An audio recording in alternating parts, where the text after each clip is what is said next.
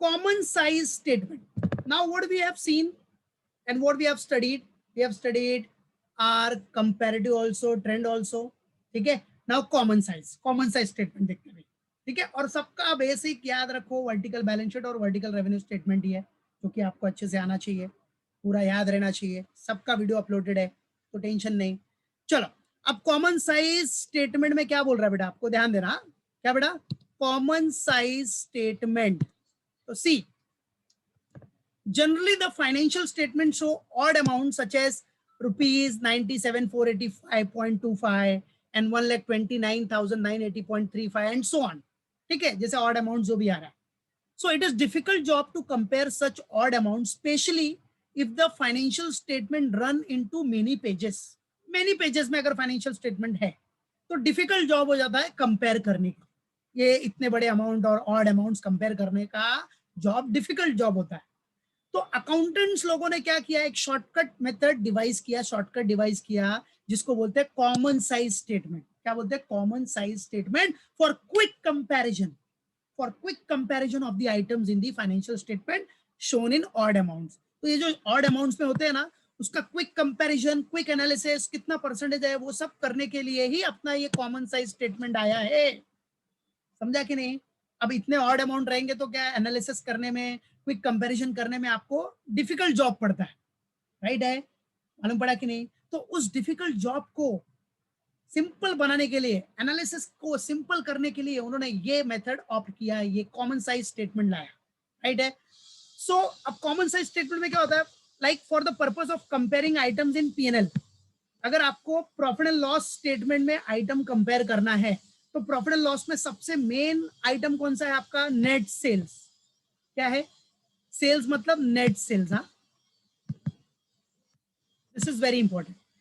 तो profit and loss में आप नेट सेल्स को क्या लोगे, बेस. और बेस हो गया मतलब उसको क्या एज्यूम करोगे आप, 100%.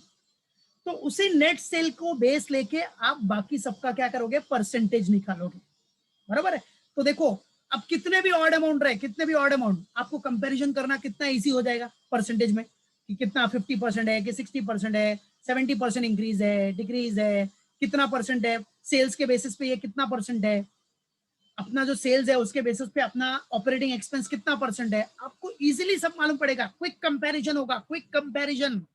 समझा कि नहीं, quick comparison. That is why common size statement is very important. और ये ऑड अमाउंट्स के लिए तो बोलते हैं ना ब्रह्मास्त्र है, ऐसा. बराबर है. तो ये पीएनएल अकाउंट के लिए क्या आपको बेस लेना है, सेल्स. और सेल्स मतलब क्या बेटा, याद रखना, नेट सेल्स. हाँ, नेट सेल्स. समझा, what, net sales. And for the purpose of comparing items in the balance sheet. और अगर आप बैलेंस शीट के आइटम कंपेयर करोगे, बैलेंस शीट में आइटम कंपेयर करोगे, तो वहां आपको क्या बेस लेना है, कैपिटल एम्प्लॉयड को बेस लेना है. Capital employed, right. Capital employed is taken as the base. और बेस जिसको भी लोगे उसका परसेंटेज क्या होगा, 100%.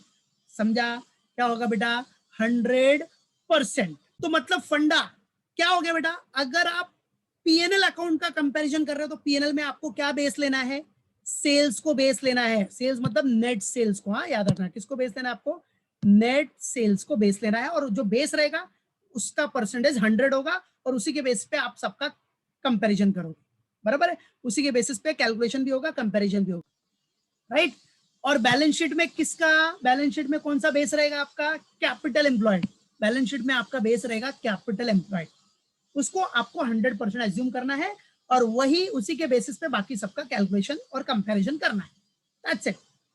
अब ये कॉमन साइज मतलब फॉर्म ऑफ वर्टिकल एनालिसिस है, कॉमन. ठीक है, वर्टिकल एनालिसिस के बेसिस पे होगा सब कुछ. ठीक है, जो भी कैलकुलेट करोगे सेल्स रहेगा, उसके बेसिस पे आप बाकी सबका परसेंटेज कैलकुलेट करोगे. And it is a comparison of different elements of financial statements with one chosen base item in the same year. ठीक है, तो सेम ईयर में आपने जैसे सेल्स, नेट सेल्स को बेस लिया, उसी को बेस मान के बाकी सबका कैलकुलेशन करोगे. जैसे आपने नेट सेल्स ले लिया, अब उसके बेसिस पे ऑफिस एंड एडमिनिस्ट्रेशन एक्सपेंस कितना परसेंट है.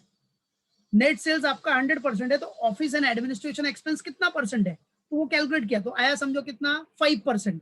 तो आपको क्विक कंपैरिजन हुआ ना कि 5% का भाई ऑफिस एंड एडमिन एक्सपेंस है, सोचना पड़ेगा. बराबर है. ये सब सोचते हो ना बेटा, 5% है, 10% है, लाइक दैट, तो क्विक कंपैरिजन में हेल्प करेगा, मालूम पड़ा। और ये ज्यादा करके कॉमन साइज स्टेटमेंट याद रखना, इंटर फर्म कंपैरिजन के लिए ज्यादा यूजफुल है।